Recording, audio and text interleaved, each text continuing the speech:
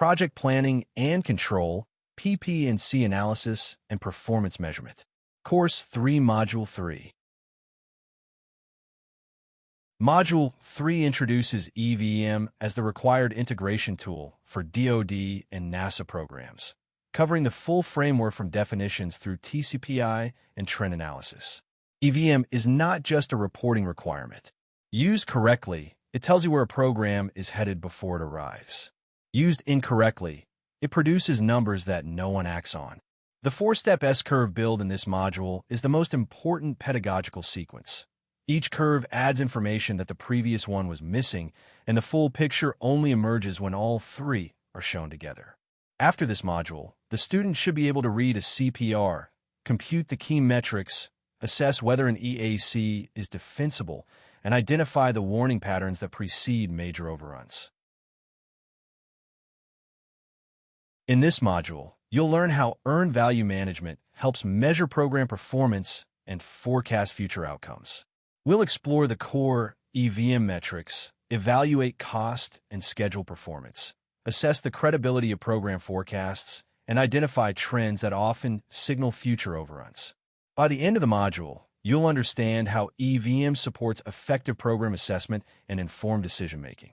In this module, you'll learn how earned value management helps measure program performance and forecast future outcomes. We'll explore the core EVM metrics, evaluate cost and schedule performance, assess the credibility of program forecasts, and identify trends that often signal future overruns. By the end of the module, you'll understand how EVM supports effective program assessment and informed decision-making.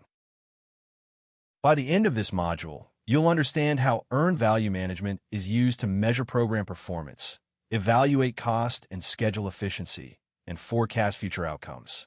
You'll learn how to interpret core EVM metrics such as plan value, earned value, actual cost, CPI, SPI, EAC, and TCPI, and use them to assess a program's health. You'll also develop the ability to identify performance trends, recognize early warning signs of potential cost and schedule overruns, evaluate the credibility of contractor forecasts, and integrate EVM insights into broader program assessments that support informed leadership decision-making. The 5 fundamental EVM terms. PV is what you plan to do and when. EV is what you have done. AC is what it costs to do it. BAC is what you have to do it with. EAC is what you think it is going to take to finish. The plain English definitions are more important than the acronyms. A practitioner who can explain PV, EV, and AC in plain English to a non-technical executive will be far more useful than one who can only define the acronyms. BAC and EAC are the tension at the heart of every EVM analysis. The gap between what was budgeted and what you now think it will cost is the core management question. Memorize these 5 definitions and their plain English translations. They form the foundation for every EVM metric and calculation that follows. Getting started, data reduction. Question the data. Use experience and insight. Compare to other situations. Communicate. Data sources. 533s, CPR/IPMR, TPMs, network schedules. Question is not just a reminder to be skeptical. It is a workflow. EVM data can be manipulated. Your job is to verify that the data reflects reality. The instruction to augment EVM metrics with schedule, technical, and financial data for a complete integrated picture is the core thesis of integrated PP&C. EVM alone tells you the financial efficiency of work execution. The EVM plus schedule shows whether financial variances are connected to critical path risks. EVM plus TPMs shows you whether technical performance is driving the financial variances. The Contract Performance Report Format 1 is the primary EVM data delivery document on government cost-plus contracts. Shows performance by WBS element. The CPR is a project management report measuring performance against the PMB. The 533 is a financial management report that forecasts costs. They serve different purposes and should not be confused. Format 1 organizes EVM data by WBS element, which is exactly the structure needed for Pareto analysis. The cost concentration visible in the WBS hierarchy directly informs where to focus variance analysis. If you can reformat one of the CPR, you have the EVM data you need to assess cost and schedule performance at the WBS level. This is the primary analytical input for monthly EVM assessment. Both favorable and unfavorable variances should be investigated. Underruns can mask serious problems. Establish thresholds for reporting. Good variance analysis identifies the problem, cause, program impact, corrective action, and get well date. An underrun is not automatically good news. It may mean work is being deferred, scope is being shed, or the planned work is not started. All of these are problems. Threshold reporting should be established based on risk and tailored by WBS criticality and program phase, not applied uniformly across all WBS elements. The 5 elements of good variance analysis: problem, cause, impact, corrective action, and get well date are the template that every variance analysis report should follow. Areas to investigate when variances appear: poor initial planning, technical problems, labor or material cost differences from plan, inflation, front-end loading, and management reserve misuse. Management reserve being used for past performance variances rather than new scope or unknown unknowns is a misuse that signals a program trying to mask overruns through reserve drawdown. Reconciliation analysis, comparing variance findings to other budget documentation, labor plans, and schedules, is the discipline that separates a thorough variance analysis from a superficial one. Finding the cause of a variance is usually harder than computing the variance. Start with this list of areas and work through them systematically rather than jumping to the most obvious explanation. The first slide of the 4-part EVMS curve build: PV only versus AC. Week 8, PV $120,000, AC $60,000. What is missing? Is the project under budget or behind schedule? The answer is that you cannot tell from PV and AC alone. The question of whether you are under budget or behind schedule cannot be answered without knowing what work was actually accomplished. This is the fundamental flaw in traditional plan versus actual reporting. Spending less than planned may mean excellent cost control, or it may mean that the work was not done. Before EVM, the only available question was, did we spend the money we planned to spend? EVM adds the more important question: did we accomplish the work we planned to accomplish? Adding EV to the picture: Week 8, PV $120,000, EV $90,000. Schedule variance is 2 weeks behind. Should have completed this work by week 6. The EV line reveals that technical performance started faster than planned, but then slowed significantly. Without EV, this pattern is invisible. The question of whether action can be taken to prevent the end date from slipping is now answerable, and the answer is not obvious from looking at AC alone. EV is the breakthrough edition. It converts scheduled performance into a financial metric that connects directly to cost, which is why EVM was designed the way it was. Adding AC, Week 8, EV $90,000, AC $60,000. Cost variance shows the project spent $30,000 less than planned for the amount of work accomplished. The project is under budget. Behind schedule, but under cost is a specific combination that is easy to misread. It usually indicates understaffing. The program is doing less work and spending less money, which sounds fine until you realize the work is not getting done. The same earned value data compared to actual cost now tells a different story from the PV versus AC comparison on the previous slide. Adding AC completes the cost efficiency picture. The project is not saving money by being efficient. It is spending less because it is accomplishing less than planned. All 3 curves together behind schedule, but under cost. The foundational EVM principle. True understanding of cost and schedule performance requires measuring technical work accomplishment objectively. Past performance can be used to forecast future performance. This is the forward-looking capability that EVM adds. The trend indicated in CPI and SPI predicts where the program is headed. Does corrective action need to be taken to change future performance? This is the question the 4-slide build was designed to answer. The whole story is only visible when PV, EV, and AC are shown together. Any EVM report that shows only one or two of these curves is showing an incomplete picture.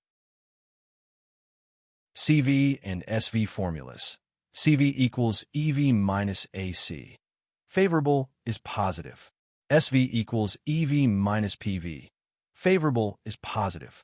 Both have percentage variance.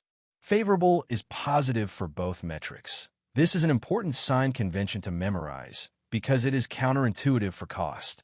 A positive CV means you spent less than the value of work done, which is favorable.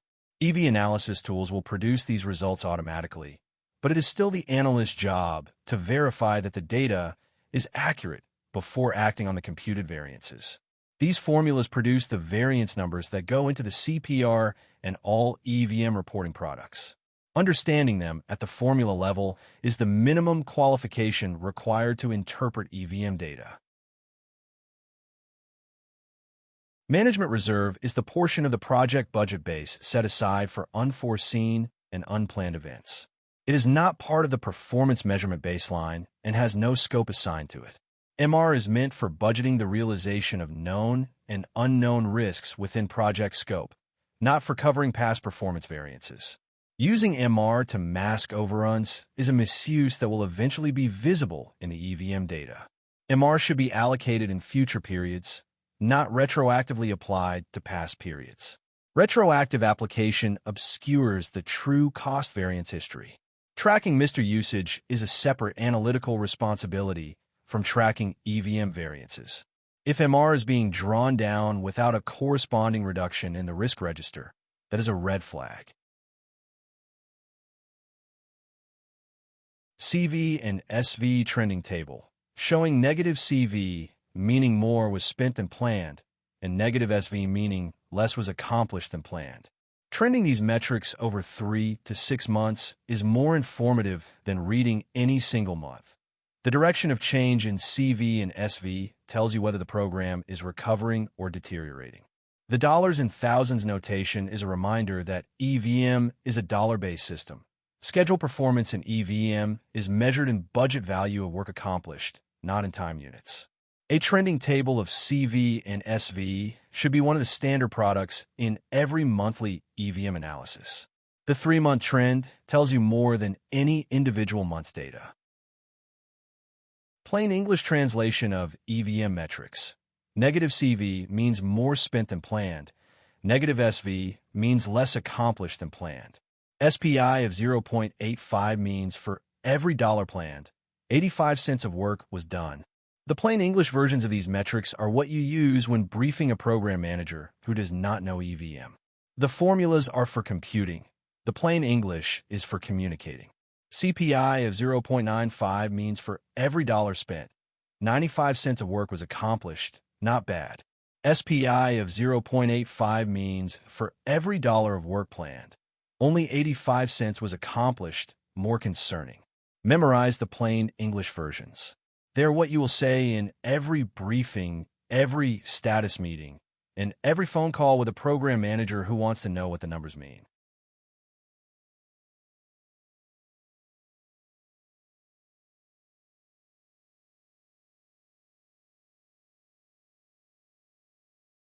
CPI, average cost efficiency with which work has been performed to date. Formula, CPI equals EV divided by AC. Below 1.0 is bad. The Christensen/Heise finding, once a contract is over 20% complete, the cumulative CPI does not change by more than 10%, and in most cases only worsens, is one of the most important empirical findings in EVM research.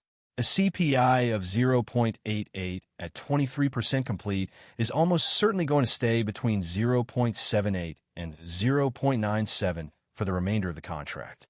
It is very unlikely to recover to 1.0. The 20% completion threshold is when the EAC becomes most meaningful.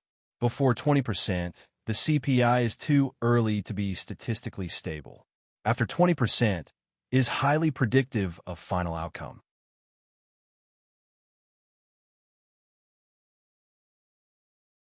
SPI, ratio of budgeted value of work performed to budgeted value of work scheduled. Formula SPI equals EV divided by PV. Below 1.0 is bad. It measures dollars, not time. The fact that schedule variance goes to zero when a work package is completed is an important limitation of SPI. Late work packages look fine once they are closed, even if they slipped significantly. SPI below 1.0 combined with negative float on the critical path is the most dangerous combination. It means both the financial and structural measures are confirming a schedule problem. SPI and actual critical path float should always be reviewed together. SPI without critical path context can give a misleadingly optimistic picture of schedule health. The 0.73 CPI and 0.77 SPI trending example. Cost efficiency less than 1.0 means an overrun. Schedule efficiency less than 1.0 means behind schedule. The trending shows both are improving slightly, but remain well below 1.0. The trending to date could indicate things are improving, but is not likely to get back to 1.00 or greater, not without a scope reduction, rebaseline, or technology breakthrough. CPI of 0.73 means for every dollar spent, 73 cents of work was accomplished. An SPI of 0.77 means that for every dollar of work planned, 77 cents was completed. Both represent significant performance gaps. The TSPI section that follows will show why a 0.73 CPI at this point in the program makes the BAC almost certainly unachievable and what that means for the EAC.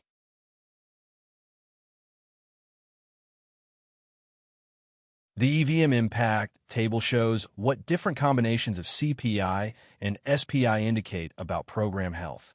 A quick reference for interpreting the four quadrants of performance. The SPI above 1.0 and CPI below 1.0 combination is a classic signal of overstaffing. The program is moving fast but spending too much to do it. The SPI below 1.0 and CPI above 1.0 combination typically indicates understaffing. The program is doing less work than planned but spending proportionally less, which masks a schedule problem. Use this table as a first-pass diagnostic when looking at any new program's EVM data. The combination of CPI and SPI quadrant immediately suggests a hypothesis about what is happening.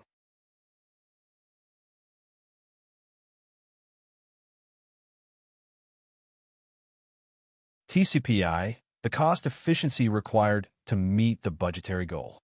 Two versions. TCPI to BAC equals work remaining divided by budget remaining, and TCPI to EAC equals work remaining divided by EAC budget remaining. Once you have an EAC different from the BAC, disregard the TCPI BAC calculation. It tells you what is required to achieve a goal that is no longer believed to be achievable. TCPI BAC of 1.10 means remaining work must be accomplished at 110% cost efficiency. If current CPI is 0.88, achieving 1.10 efficiency for the rest of the contract is essentially impossible. TCPI is the mathematical test of whether the EAC or BAC is credible. If TCPI exceeds current CPI by more than 10% after 20% completion, the stated goal is too optimistic. Two TCPI tests. TCPI to BAC reveals whether the original budget goal is achievable. TCPI to EAC reveals whether the contractor's submitted EAC is achievable. If TCPI to EAC is within 10% of current CPI after 20% completion, the EAC is credible as a goal. If it significantly exceeds current CPI, the EAC is optimistic and will likely grow. The 10% test is not a bright line, it is a rule of thumb. A TCPI to EAC that is 8% above current CPI is probably fine, One that is 25% above is almost certainly not. When a contractor submits an EAC, run the TCPI test before accepting it. If TCPI to EAC requires significantly better performance than what CPI history shows, challenge the estimate.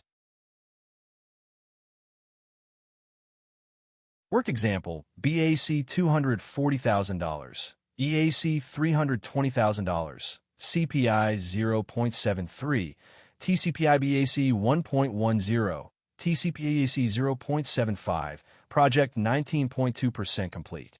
TCPI BAC of 1.10 means the remaining work must be done at 10% better cost efficiency than the best ever period performance. At a CPI of 0.73, this is essentially impossible. TCPI EAC of 0.75 compared to CPI of 0.73 indicates a realistic EAC, requiring only slightly better performance than current efficiency to achieve. This is a credible goal. The comparison between TCPI BAC and TCPI EAC is the most compelling argument for updating the EAC. The BAC is not achievable. The EAC requires only marginally better performance. That tells the story to the program manager. Start by looking at significant variances, but be careful. Cumulative data can mask recent negative variances. Also investigate significant positive variances, which may mask future problems. The contractor who takes earnings for material delivered, but whose actuals will not hit until next cycle, is gaming the EV recognition system. Watch for this pattern in months with large material receipts. Looking at current period variances and identifying the start of a trend is the most valuable short-cycle EVM activity. The monthly data is the leading indicator. The cumulative data is the lagging summary. Every month, compute both cumulative and current period CPI and SPI.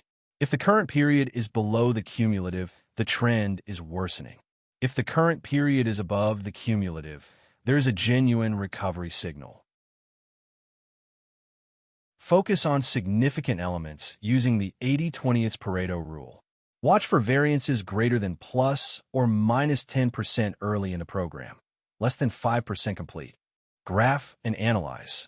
Watch management reserve. A plus or minus 10% variance at 5% completion is a serious early signal. Not because the absolute dollars are large, but because the efficiency trend is already established and unlikely to recover significantly.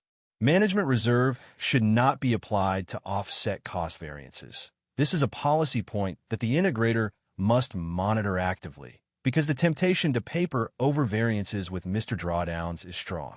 Pareto applied to EVM means spending most of your analytical time on the WBS elements with the highest cost concentration and the most concerning variance trends. Schedule slip warning patterns, early large unfavorable variances, front-loaded plans, zero variance that is too good to be true, slow resource consumption. Cost warning patterns, same schedule patterns plus front-loaded baseline, zero variances from gaming, and excessive early consumption. Zero variance for multiple consecutive months is not a healthy signal. It usually means the program is not actually measuring performance against plan, or the plan has been adjusted to match actuals.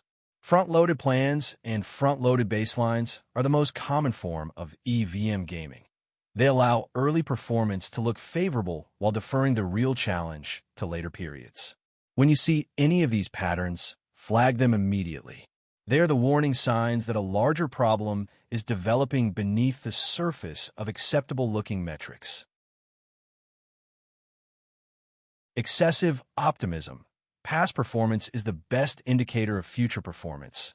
CPI versus TCPI divergence shows when an implied future trend requires unrealistic efficiency improvement and EAC realism assessment.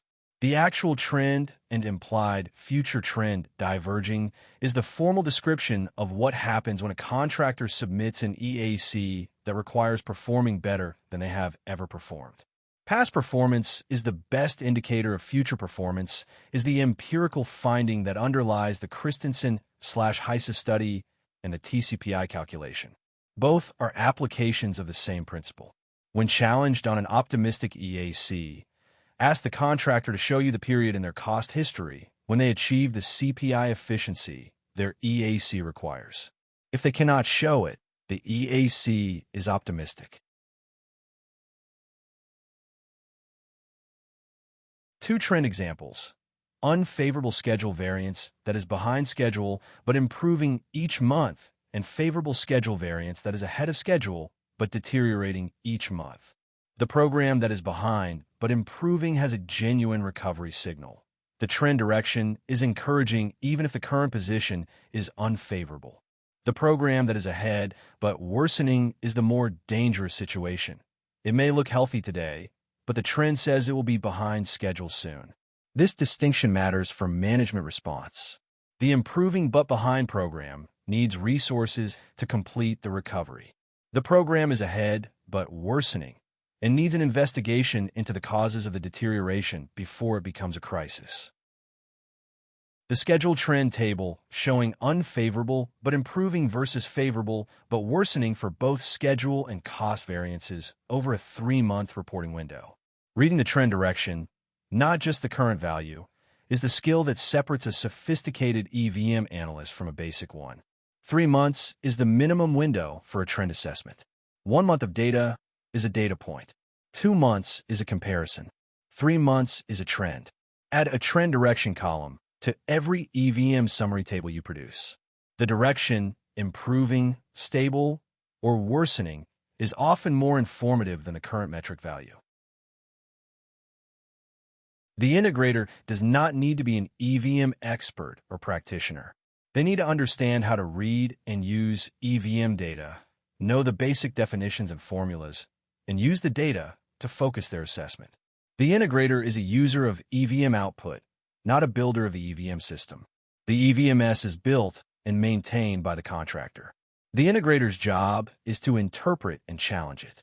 Using EVM to understand trending and forecast EAC is the primary integrator application, connecting the monthly EVM snapshot to the program's likely final cost outcome. You do not need a certification in EVM to be an effective EVM analyst. You need to understand what the metrics mean, know the formulas, and be able to ask the right questions about the data. EVM is both a tool and an agency requirement for integrating cost, schedule, and risk. It requires significant upfront planning and maintenance, which is why constant rebaselining is discouraged. Constant rebaselining resets the performance history and makes trend analysis impossible, which is exactly why programs under pressure to look better often push for rebaselines. There is a wealth of EVM tools, training, and reference material available both inside and outside the agency. But the most important EVM resource is a practitioner who knows how to interpret the data. The summary message of Module 3 is that EVM tells you where the program is going before it gets there. Use it as a predictive tool, not just a reporting requirement. 3 questions testing Module 3 concepts: EVM metric calculation and plain English translation, TCPI challenge to an optimistic EAC, and trend direction interpretation. Q1 requires computing CPI and SPI from the BCWS, BCWP, and ACWP data, then converting the answer into 2 plain English sentences a program manager could act on. Q2 applies the TCPI test to an EAC equal to BAC with a CPI of 0.88 at 23% complete. Q3 tests understanding of the most nuanced EVM concept, that trend direction is often more important than current metric value. The favorable but worsening scenario is the more dangerous one because it will soon become unfavorable. These 3 questions cover the 3 most practically important EVM skills in this module: computing basic metrics, testing EAC credibility with TCPI, and reading trend direction rather than just current value. This is the close of Course 3. You've now covered the full monthly control cycle, from reading raw program data through schedule assessment, EVM interpretation, variance analysis, and communicating findings to decision makers. The disciplines in this course build on each other the same way a real program review does. You don't brief schedule in isolation, cost in isolation or risk in isolation.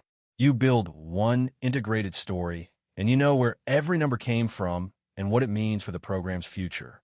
You can now move from raw data to decision-ready insight using the PPNC hierarchy, identify variance types and diagnose how they interact before they become crises, assess schedule credibility using DCMA, GAO, and 40 years of historical mission data, interpret EVM indices and forecast where a program is actually headed, not where the contractor says it is headed, and brief leadership with clarity, credibility, and a message they can act on. Course 4 completes the pathway. It covers contract assessment, budget execution, the monthly analysis checklist, and telling the story under pressure. The skills you've built here are the foundation. Course 4 is where you put them all to work on the hardest part of the job, making the call and standing behind it. By the end of this module, you'll be equipped to evaluate schedule health and determine whether a program schedule is realistic, executable, and capable of supporting mission objectives. You'll learn how to apply industry-standard assessment techniques, interpret key schedule performance metrics, analyze critical path and resource loading risks, and identify early warning signs that may affect program success. You'll also develop the ability to assess schedule credibility, recommend corrective actions, and communicate findings in ways that support informed leadership decisions. These skills are essential for understanding how schedule performance influences overall program outcomes.